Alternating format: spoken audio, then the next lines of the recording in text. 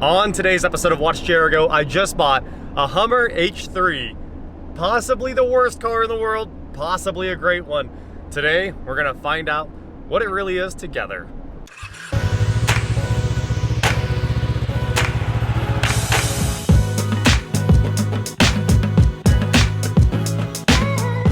What is going on, guys? I am Watch Jericho, and as you can see, I am home with my new to me 2007 Hummer H3. And I could have called this, I bought the cheapest running and driving Hummer H3 on the planet, because I did. For just $3,000, I picked this thing up and I drove it home, as you saw in the intro. Now, it's got some problems. Really one big problem, and that problem is all over the floor of my garage right now. But we'll get to that in a second. First, let's talk about the Hummer H3, what it is. And honestly, I gotta preface this whole thing with, I drove one of these something like 12 years ago. And the minute I drove it, I said, this is the worst vehicle ever made. Now, it's been a few years and I've driven so many more cars, and somewhere along the way I did find out that the Nissan Versa is actually the worst car ever made. The Versa simply has no soul. And then I drove this thing home.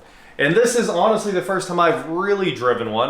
The H3, I took it on a test drive, I put a few miles on it, and I pretty much based everything on the fact that there is zero visibility out of this car. This windshield's a joke, and it seems like I'm highlighting the windshield, but the reality of the windshield is, it's this big. This is the feathering dots to make sure the windshield doesn't crack, and this is the factory tint line right here. And that's, I guess that's about 16 inches if we throw a tape measure up there. So you can't see anything out of it.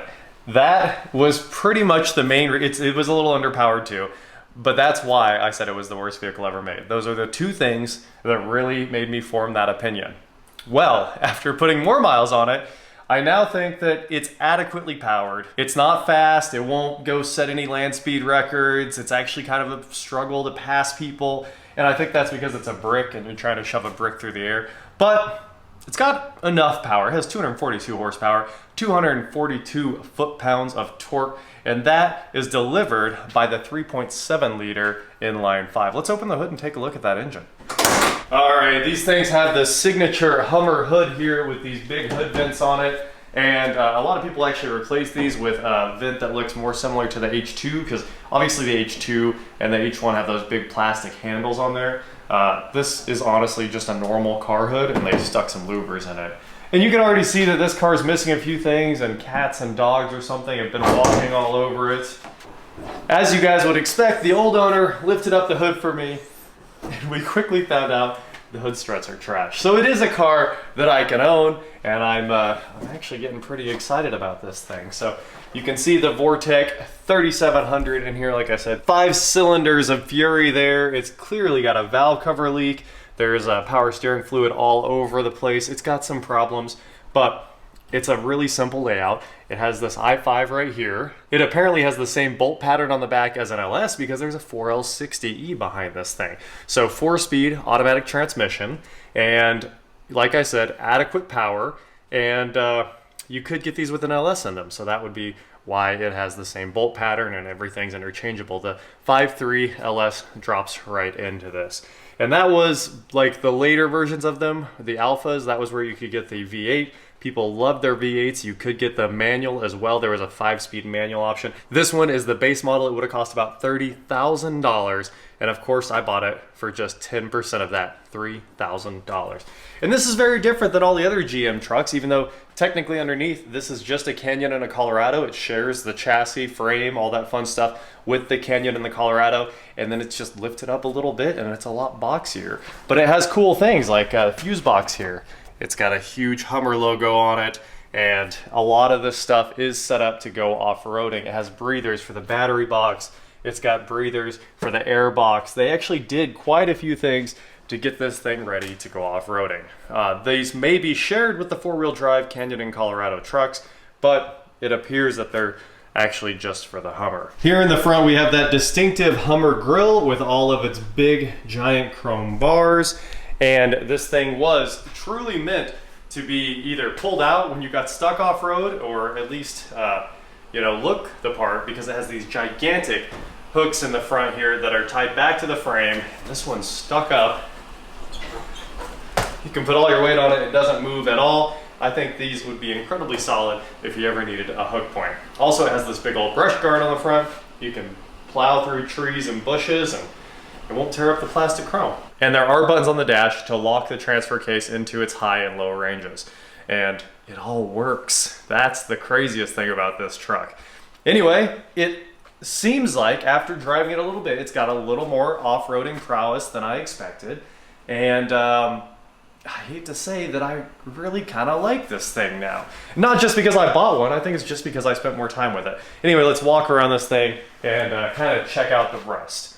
So obviously its shape is heavily derived from the H2. The H2 of course sits on the Tahoe, Suburban, Denali Escalade, that platform. And I think it's much better, honestly. I've always enjoyed driving the H2. I always enjoy driving the Tahoe, Suburban Escalade. All of those, they're great trucks and they always drive the same, very predictably, and they just do work, and of course, they don't break. Anyway, it looks just like a smaller H2. It also looks like a Jeep. Its main competitors were probably the FJ, because it's just a little bit bigger, although the FJ has that cool triple wiper, and of course, the Jeep Wrangler. So, off-roading. This thing sits on some pretty monstrous 265/75 16s. It also has this cool wheel design that's supposed to look like the CTIS on a real Hummer. So CTIS is the central tire inflation system that uses onboard air compressors to inflate or deflate the tires while you're moving whenever you want. This is just supposed to look like that with its cool hubcap. Although I think I used to hate that as well because it's definitely faking it. Like, this thing pretends pretty hard and there's really no reason to be pretending. But then, you know, you get older and the H1 gets older and its lore gets bigger, even though we all know they're terrible vehicles. And the CTIS looks even cooler. Anyway, it's got quite a bit of ground clearance here. I showed you all those breathers for it to be off-roading. It has good approach angles as well. I should probably mention that if you take a look here at the front, the approach angle is, it's steep. You could drive up a ton of stuff with this thing and never touch the front end. Of course, it's not an H1. You won't be climbing straight up a wall because the wheels aren't forward of the front bumper, but it will probably get you in and out of any simple off-roading stuff that you'll ever want to do. Here in the back, the departure angle I think is even better. If I remember right, it's incredibly steep here too. Many of you that go mudding know that eventually your rig gets absolutely covered in mud, even the back window. So this thing does have a power rear wiper with a sprayer to help kind of keep your visibility up so you can see behind you. Of course, that giant full-size spare, and this door swings open to reveal a ton of cargo room. Well, it's gonna hit the garage door, but you've got compartments on the side to throw stuff in, like your air compressor, air down kit, straps, everything you need. We better check the compartments. We got nothing over here, just a ton of dirt. Back here, it says this is our jack, and it is. We got the jack kit. That's actually pretty nice. And over here, we also have nothing, but you can grab the handles, flip the seats down. There's cargo net options, hooks on the floor to strap things to, and a 12-volt accessory outlet right here, so you can plug in your electric cooler and everything else that you need to power in the back. Of course, this thing's black, and one of the owners decided that they didn't need to see out of it, or they wanted the black motif to like continue throughout the truck. And it's tinted so dark, you cannot see out of this thing at all.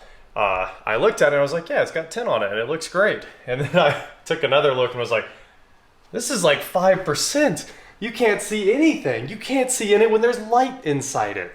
It's that bad. When you get in this and shut the doors, it's like nighttime.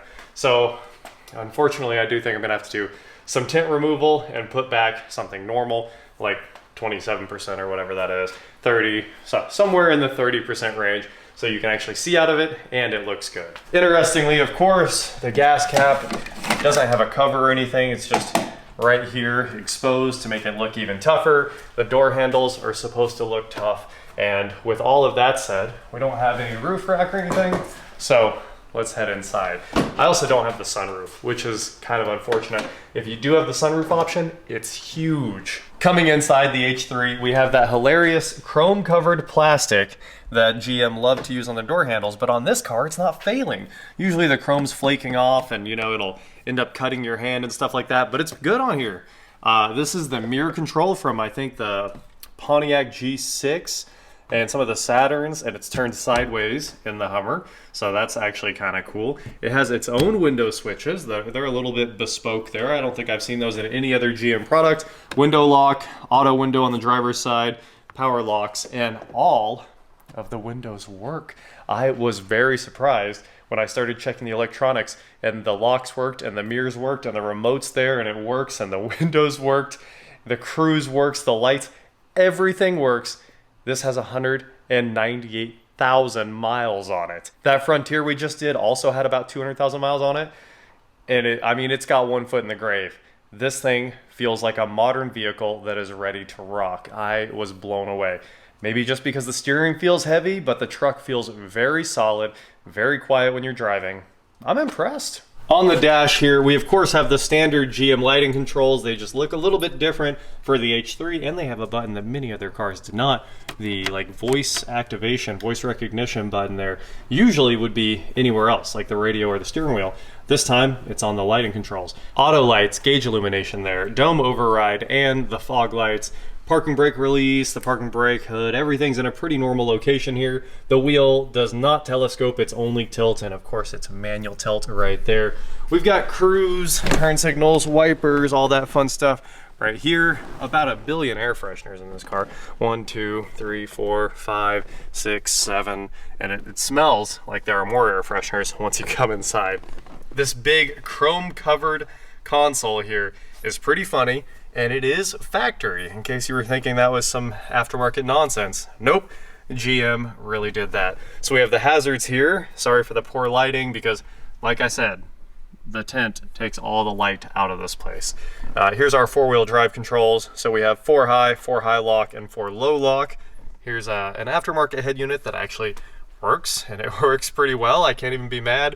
Climate controls, everything's a gigantic knob, as many people love to mention about the Hummer. All the controls are huge, the T-handle shifter's huge. Down here, the rear wiper controls, and then 2 12-volt accessory outlets right under the climate. We've got cup holders that work, well laid out, some storage in front of the shifter there, the glove box, normal GM stuff here. I think this is actually the GMT 800 truck glove box. It looks like it's exactly the same. They're gonna try to parts share wherever they can. The center console with a remote for the head unit, and apparently more storage underneath. Cool. Well, a lot of storage here in the H3. The seats in this one are cloth, supportive, and honestly not ruined for the mileage. The gauges match the center console here, and they look great. It's a simple gauge. You've just got a tach, fuel, water temp, and a speedometer there. And of course, since there's usually an indicator down here on the shifter, it's moved into the cluster for this one. And if you've ever driven a Canyon or a Colorado, you remember that's where it's at on those, and they had a column shifter. H3 badge here, the key says H3 on it. You've got your OnStar mics here. This does have OnStar, so there's your power for your auto dimming mirror. It does have some features here. You got outside temp and your compass, and of course your OnStar controls there. Here's our, let's see, they don't want to move, non-sliding sun visors, but they are not lighted mirrors. Wow, these are pretty basic. Not even the passenger mirror is lighted. Wow, they were really making this a base model. Anyway, tweeters up here in the A-pillar, speakers down there in the doors, they're 6.5s. Honestly, all this stuff works great, and it's pretty typical. Let's jump in the back. You could be forgiven for thinking this was a Chevy Volt by the seats. There's no power in them. They're not heated, no power tilt, no power slide. I know sometimes they'll at least give you power slide and you get nothing else. This has no power, and for a $30,000 truck back in the day, it seems like an oversight. At least make the driver's seat power. Anyway, let's take a look at the back seat. I haven't even opened this up, but look at that. We have Valvoline motor oil. Okay. And we also have a quart of transmission fluid. I'm glad it came with some fluids because it's leaking some fluids. It looks like the seat backs could have pockets, but they're not snapped in, so they're little holders there. And also the center console cup holder that flips down, that's missing too, unfortunately. There's a 60-40 split in the rear. Hit the switch here. And these don't lay flat. If you want to flip the seat even further down, you lift up here in the corner. It has a little hole. The seats go forward and back down. And then I still don't think they lay flat. Yeah, they don't. So I guess you've got additional storage, but it's not great. The thing that's nice though is if it's sliding around in the back, it won't come all the way forward. So that's how you move your seats. It's a two-handed operation. And this thing's pretty gross. It's got a lot of cleaning before it's ready to be driven again. So the previous owner told me he bought this for his girlfriend and she hated it because of all the fan noise. If you guys know anything about these, they typically do have issues with their fan clutches failing. Some of them have like a computer controlled fan clutch that locks up. Either way, no matter what, the cooling fan is always running on the engine, robbing you of horsepower, and it's incredibly loud on this thing. So that's on my to-do list for sure. And it's also pouring transmission fluid out. And when I say pouring, I mean my entire garage floor was covered. And it's still doing it right now. We got a puddle there, fresh puddle there, puddle there, puddle there, puddle there. And of course that entire puddle is the first generation of me cleaning it up with a towel and then throwing that towel away. It is pouring transmission fluid. Now they told me it's a pan gasket.